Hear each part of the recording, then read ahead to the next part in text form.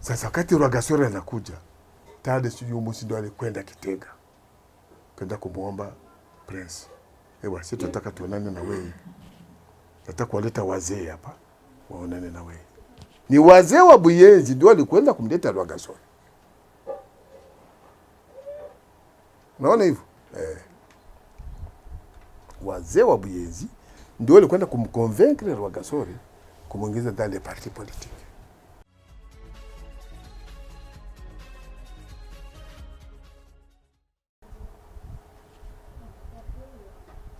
Kasema hapa ni lazima tumpate Prince. Sawa? Ndio pale nani Tade Shiryu Musi akamtafuta Paul Mirerekano, akamtafuta Ndonguka. Sawa? Ikawa Warundi ni hawa watatu, qui ne sont pas des musulmans. Warundi watatu, Shiryu Musi Tade, Ndonguka na Mirerekano Paul.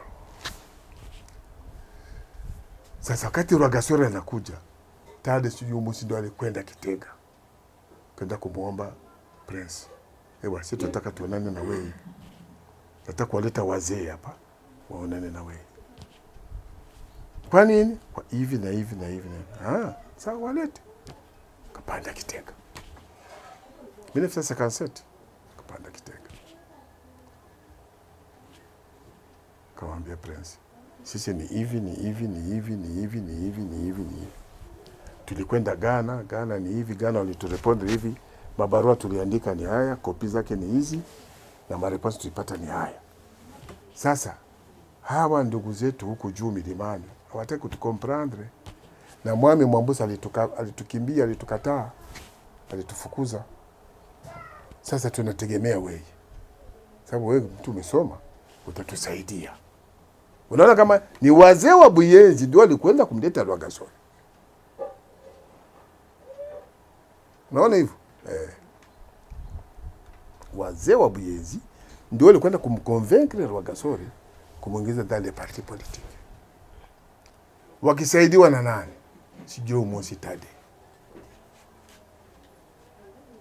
Unaona bwana? Basi walimuona kule mzee, ikabidi aondoke nani. Rwagasore akaambia bwana, sawa, nimesikia maneno yenu, lakini mimi kwa kutaka kuzungumza na nyinyi vizuri nitateremka Bujumbura. Sawa? Nitakuja mercredi. Ilikuwa ni mercredi mwezi wa 8 1957, akaja hapa Rwagasore. Sawa? Alipofika akaambia, nataka mniambie mmefikia wapi. Wazee akaambia, sisi tumefikia, tulifanya hivi hivi hivi, mna ushahidi? Akampa makaratasi yote. Kama okay, sawa, nishasikia mambo yenu yote tangia siku ile, niliwafelicite sana. Sasa mimi nitakuwa niko pamoja na mwewe, lakini kwanza bado ninasoma. Kaambia okay, wewe soma, wewe ndio masomo, lakini wewe unajua kama huku kwetu Burundi tuna hivi, na wewe sisi tunataka tu apu yako na utusaidie kuwaambia kwa ndugu zetu kule milimani watu comprendre. Sawa? Okay. Rwagasore akaenda 1958. Sawa? Rwagasore akarudia tena hapa. Sawa?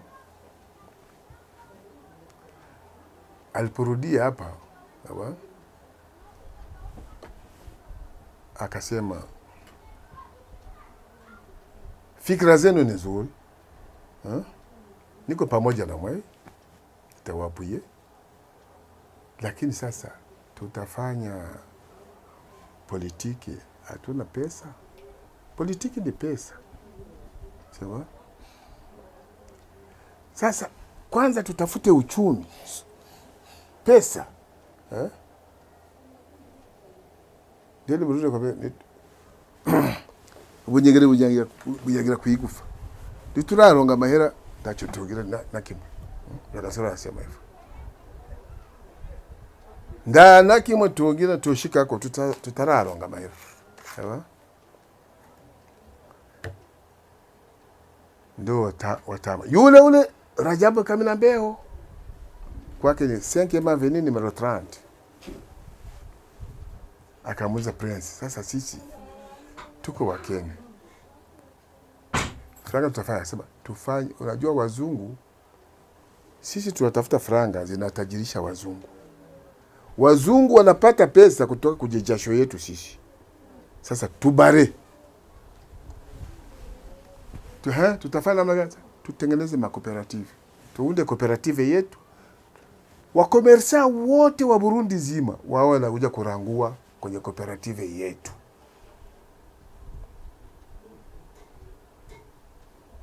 Naona hivyo. Kwa msa tutapata franga. Kaambia hiyo kestio bwana ni ngumu sana. Kuunda kooperative ya kuweza kuravitaye Burundi zima na Rwanda. Hiyo franga tutaipata. Kaambia Rwagasore alicheka sana. Alicheka sana Rwagasore. Wazee, nyinyi mko watajiri, lakini hamjui. Mko watajiri. Ega mwewe atama muratuunze. Murarima, muraroba, waiza makomersi, mwisoko na handi hose. Mwofisa makamio, kwa sababu watu wa kwanza kufanya makamio ya transport ni Buyenzi. Kila kazi yoyote unaona, kitu chochote kizuri cha Burundi nzima kilianza Buyenzi. Watu wa kwanza kufanya transport ni watu wa Buyenzi. Watu wa kwanza kucheza kabumbu watu wa Buyenzi. Mziki Buyenzi. Kile chote kinaanza Buyenzi. Sasa nyinyi mtakosa franga namna gani? Akaambia basi, ngoja wapeni msasa karo leo. Akasema wakulima mwenye analima maharage atoe cotisation 10 kilo ya maharage. Mwenye analima pamba atoe cotisation 10 kilo ya pamba kwa wakati wa mavuno. Mwenye analima mpunga mwenye analima mpunga atoe cotisation. Sasa tunakusanya ile mazao yote, tukiuza miaka 3 tutapata mtaji mkubwa, tutaanza kazi. Sawa? Wazee wakasema hapana bwana. Na sisi tunataka tukuombe. Wewe ndio Prince. Mtoto wa mwami. Sisi tunataka tukuonesha jinsi tutapata franga rahisi. Namna gani? Sema sisi tulikuwa tunakaa Kabondo. Ama Tongoni kule. Wabeleji walituhamisha kule kwa nguvu, katuleta Buyenzi na Buiza. Kati inaitwa Camp Belge. Walitupromettre kama watatulipa umuzibukiro. Manyumba yetu kule, maparcelle walitupa umuzibukiro, walitupa maparcelle Buyenzi, Buiza wape tupa. Lakini manyumba yetu na miti yetu hawajatulipa. Ama nyumba naona tulijijengea kwa franga yetu. Wabeleji wakutulipa. Sasa tunakutuma wewe ndio mtoto wa mwami, katuombe franga zetu. Tukizipata zile, mchezo naisha. Kweli? Mko na nini Mkirundi wanasema nini? Ushahidi nini? Akaondoka kaja hapa tena. Ilikuwa kila siku mkutano kwa ni mercredi pale jumuiya, pale kushule ile ya Buyenzi. Wanapita wazee hapa na ngoma. Mnaitwa watu wote. Mtoto wa mwami anakuja. Mwende mkaonane na Prince Ludovico. Watu pale. Buyenzi tu.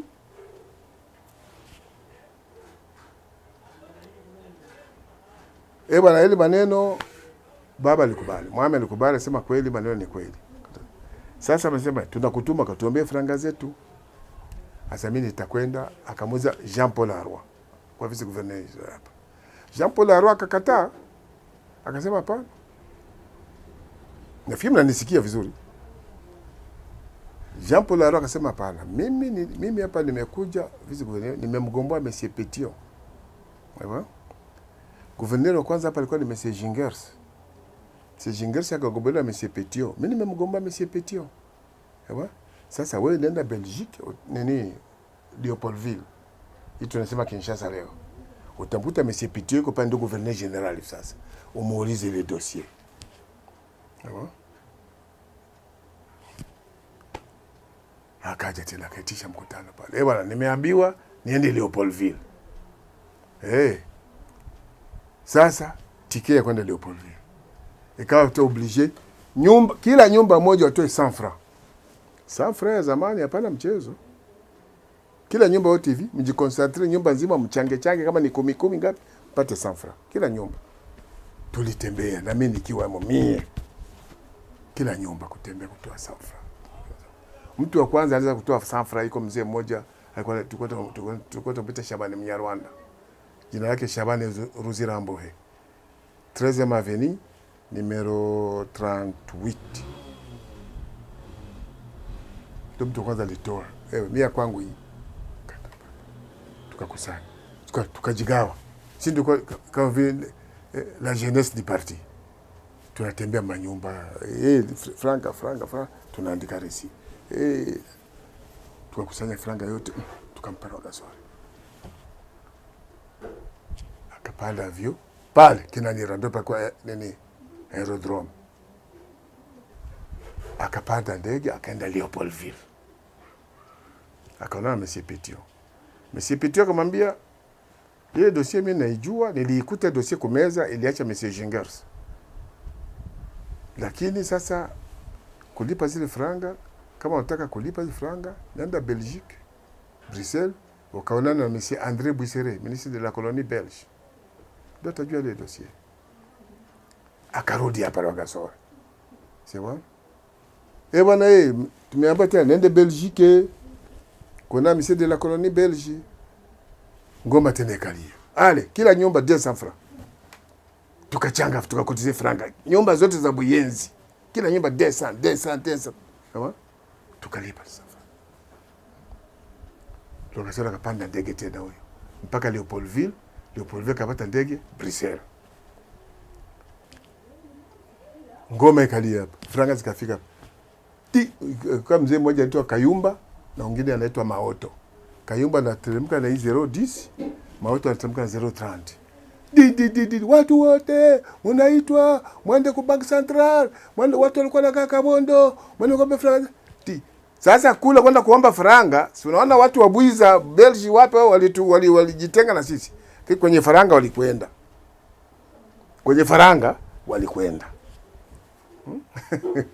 Sawa? Wakalipa franga. Zile franga wazungu wakaanza. Watu wengine washaka kufa zamani. Wanaita fulani bini fulani. Watu hawamjui, wanaangaliana. Ni nani huyo? Ni nani? Ni babu yao akina fulani. Bwana ni babu yao ni barabara fulani, nimero fulani Kabondo. Kwenda pale. Wanalipwa hela zao. Mimi kwetu kwa baba yangu pia unaona kumezee viva. Sasa ile miembe kumezee viva. Pale kumezee viva. Ndio barabara 7 Matongoni pale. Ndio tongo la baba yangu pale. Na ni mama yangu ndio aliolewa pale. Kwa nalipa kama franga 3000 na kidogo tu. Sasa zile franga zilipopatikana, wazee walichukua franga kulipa kodi tu. Kila mzee alitoa 930 francs ya kodi ya kichwa, barabara, uchafu, nini vyote. Zilobakia zote mamilioni yote kampa Rwagasore.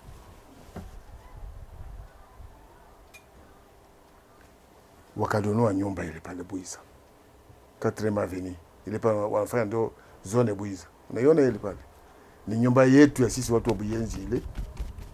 Tulinunua ndo tulikuwa siege ya cooperative yetu ilikuwa pale. Hapo cooperative yetu inaitwa nini? Union pour le progrès national africain, IPRONA.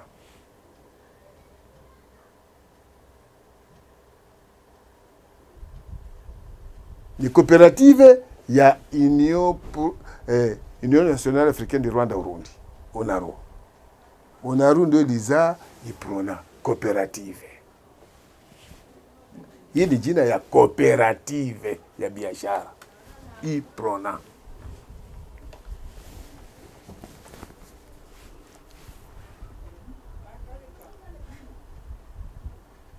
Sasa najua hili neno kulisema na wauzi watu wengine. Toute vérité n'est pas bonne à dire au France walisema. Sawa?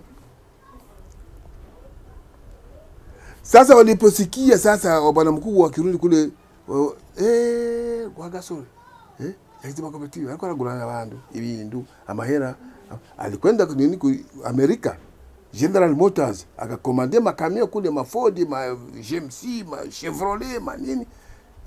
Kuja hapa magari alijaa kwa staff kunini wapi. Wewe ni commerçant, unapewa kamio, unafanya kazi, unalipa polepole. Unachuzaga nini? Franga watu wakakopesha. Na kuile franga sasa Rwagasore akaenda akakopesha, akapata namna kwenda kuomba franga msaada wapi? Ku Bank Mondial. Unajua mtu msomi ni msomi. Sawa? Sisi hapo Waswahili ile fikra tulikuwa hatuna. Sawa? Franga zikaja hapo, watu wakakopeshwa franga, wakaanza biashara, makafe, manini, matransport, manini kama ndio wakaanza kuja sasa watu wa milimani kuja. Wa kwanza nani? Ngaruko Leopold. Ndio kina Ngaruko, kina nani, wakaja sasa Warundi wote wakawa Iprona sasa ikapanuka. Tukana na vitu hivi Iprona na Unaru. Unaru comme parti politique, Iprona comme coopérative. Parti commercial.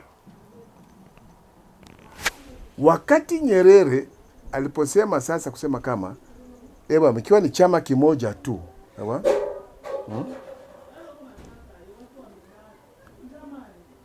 Wazungu wanaweza kupata namna kwa kuleta kudanganya watu wengine kaunda parti. Mtafutie chama kingine. Ndio Rwagasore akasema basi kama ni vile no, ça vaut pas la peine. Ça vaut pas la peine. Mimi tuchukue ile parti tu coopérative tugeuze comme parti politique.